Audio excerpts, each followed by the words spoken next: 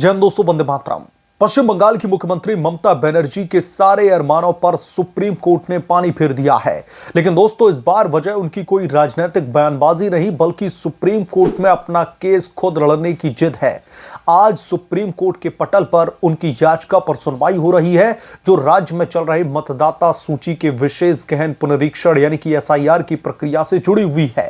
ममता बनर्जी ने कोर्ट में एक अंतरिम आवेदन दोस्तों दाखिल करके खुद को पेश होकर के दलीलें देने की अनुमति जज साहिब से मांगी थी कि वो सुप्रीम कोर्ट में खुद ही पेश होंगी, उनकी ही तरफ से दलीलें दी जाएं, यानी कि वो खुद अपनी वकालत करें। उन्होंने दावा किया था कि वो याचिकाकर्ता हैं, जमीन पर स्थिति से वाकिफ हैं और सुप्रीम कोर्ट की मर्यादा का पूरा ख्याल रखेंगी। लेकिन दोस्तों, हकीकत तो यह है कि उनकी ये जिद और अरमान पूरी तरह से पानी में डूब चुके हैं। सुप्रीम कोर्ट में दरअसल एलएलबी डिग्री होने के बावजूद भी ममता बनर्जी सुप्रीम कोर्ट में वकील की तरह अपनी दलीलें नहीं दे सकेंगी, क्योंकि वो किसी भी स्टेट बार काउंसिल में इनरोल नहीं है। ऑल इंडिया बार एग्जामिनेशन का जो एग्जाम होता है वो पास नहीं किया है और बार काउंसिल ऑफ इंडिया यानी कि बीसीआई से प्रैक्टिस का सर्टिफिकेट भी उनके पास में नहीं है। दोस्तों, ये मामला सिर्फ कानूनी नहीं बल्कि ममता बनर्जी के दोहरे चरित्र और निरंतर भ्रम फैलाने की राजनीति का एक बहुत बड़ा प्रतीक भी है। आइए दोस्तों, इस पूरे प्रकरण को विस्तार से समझते हैं और देखते हैं कि कैसे ममता बनर्जी की ये कोशिश उनकी पुरानी आदतों को उजागर करती है और कैसे जो लेफ्ट मीडिया ये कहने में लगा हुआ था कि भारत में अब इतिहास रचने वाला है, क्योंकि पहली बार कोई सिटिंग चीफ मिनिस्टर अपना केस लड़ेगा। सब कुछ डिटेल में समझते हैं।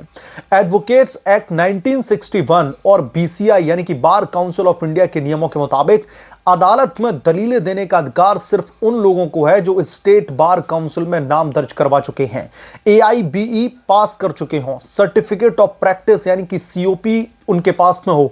सिर्फ एलएलबी की डिग्री कानून की पढ़ाई पूरी करने का प्रमाण है, अदालत में प्रैक्टिस करने का लाइसेंस नहीं। विशेषज्ञों का कहना है कि सुप्रीम कोर्ट में तो नियम और भी ज्यादा सख्त हैं, जहां पर बहस करने के लिए एडवोकेट ऑन रिकॉर्ड यानी कि एओआर होना जरूरी है, जिसके लिए अलग परीक्षा पास करनी पड़ती है। ममता बनर्जी इनमें से कोई भी शर्त पूरी नहीं करती है, इसलिए उनकी यह कोशिश न सिर्फ कानूनी रूप से नामुमकिन है बल्कि दिखावटी भी है और अहंकार से भरी हुई है। जो ममता बनर्जी कहीं ना कहीं एक नैरेटिव सेट करने की कोशिश की जा रही है उनकी तरफ से कि वो खुद जाकर के केस लड़ेंगी और केस जीत सकती हैं। वो खुद को ट्रेंड लॉयर बता करके जनता को गुमराह करने की कोशिश कर रही हैं। जनवरी के महीने में ही दोस्तों एसआईआर की प्रक्रिया के दौरान तमाम मौतों पर बोलते हुए ममता बनर्जी ने कहा था कि वो खुद सुप्रीम कोर्ट में जाएंगी और केस लड़ेंगी, लेकिन कानून की बुनियादी बातें भी नहीं समझती या फिर समझना नहीं चाहती। दोस्तों, ये उनके नेतृत्व की असफलता को भी दर्शाता है। जब मुख्यमंत्री खुद कानून नहीं मानती तो उनकी सरकार से कानून का पालन करने की कैसे उम्मीद की जा सकती है। ममता बनर्जी और उनकी सरकार ने एसआईआर प्रक्रिया को लेकर के लगातार भ्रम फैलाया है, लोगों के बीच में जहर उगलने की कोशिश की है, कहीं ना कहीं सांप्रदायिक सौहार्द को भी बिगाड़ने की कोशिश की है। मुख्यमंत्री ममता बनर्जी ने चुनाव आयोग के द्वारा मतदाता सूची की सत्यापन प्रक्रिया को वो लोगों के मताधिकार छीनने की साजिश बताती रही हैं। उन्होंने हमेशा इलेक्शन कमीशन ऑफ इंडिया पर पक्षपात के गंभीर आरोप थोपे हैं, केंद्र सरकार को निशाना बनाया और जमीन पर स्थिति को तोड़ मरोड़ करके पेश किया। लेकिन हकीकत तो दोस्तों यह है कि एसआईआर एक वैधानिक और जरूरी प्रक्रिया है, जिसका उद्देश्य फर्जी वोटरों को हटाना और मतदाता सूची को शुद्ध करना है।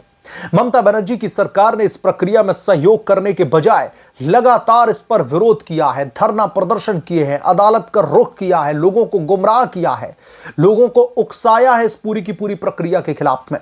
दोस्तों, ये उनकी पुरानी आदत है। पश्चिम बंगाल में भर्ती घोटाले हों, जो एसएससी टीचर भर्ती घोटाला हुआ था, पुलिस भर्ती में तमाम अनियमितताएं, ये तमाम जो पैटर्न है एक जैसे पैटर्न है ममता के।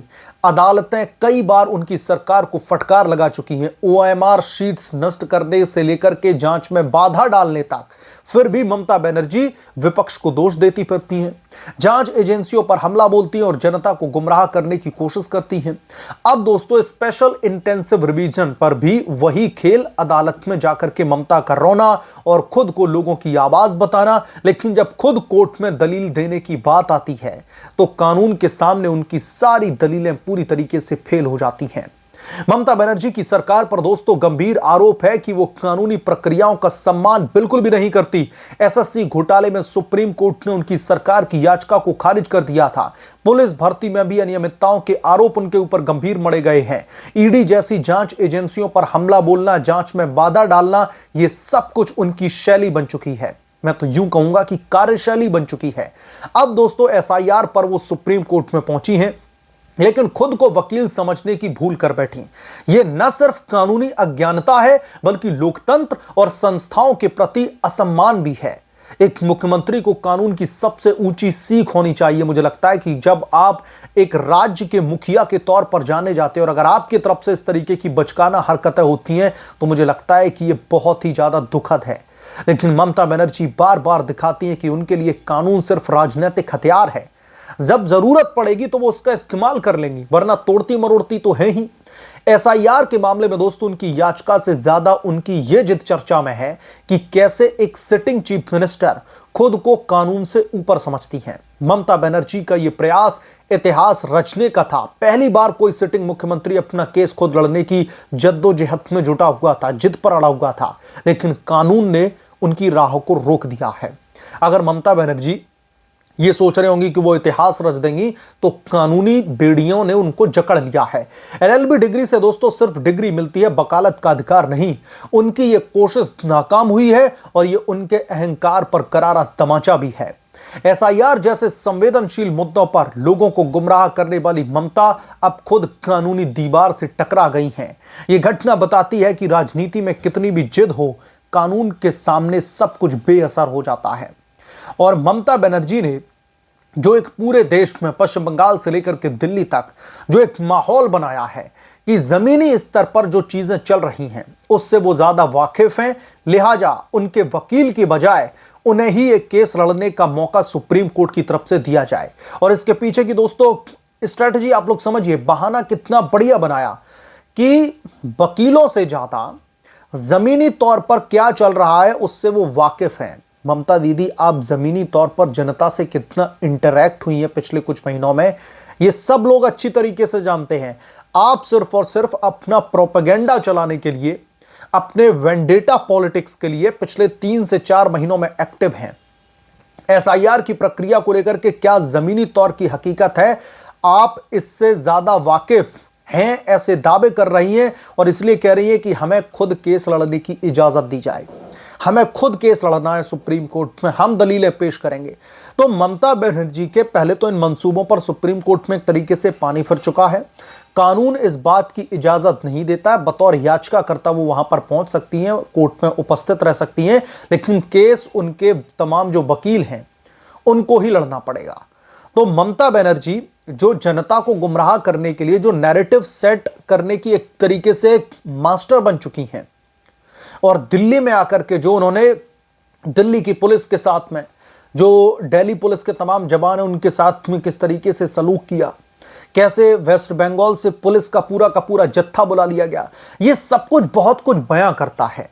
अगर दोस्तों इसको हम राजनीतिक चश्मे से देखें तो ममता बनर्जी की ये पूरी की पूरी स्ट्रैटेजी है और फुल स्ट्रैटेजी बना करके वो वेस्ट बंगाल से दिल्ली पहुंची हैं और दिल्ली में आकर के उनका यहां पर रुकना यह भी एक बहुत बड़ा स्ट्रैटेजी का हिस्सा है, क्योंकि सुप्रीम कोर्ट में दबाव बनाने के लिए अपने पुलिस बल के साथ में और खुद यहां पर आकर के डेरा डाल लिया।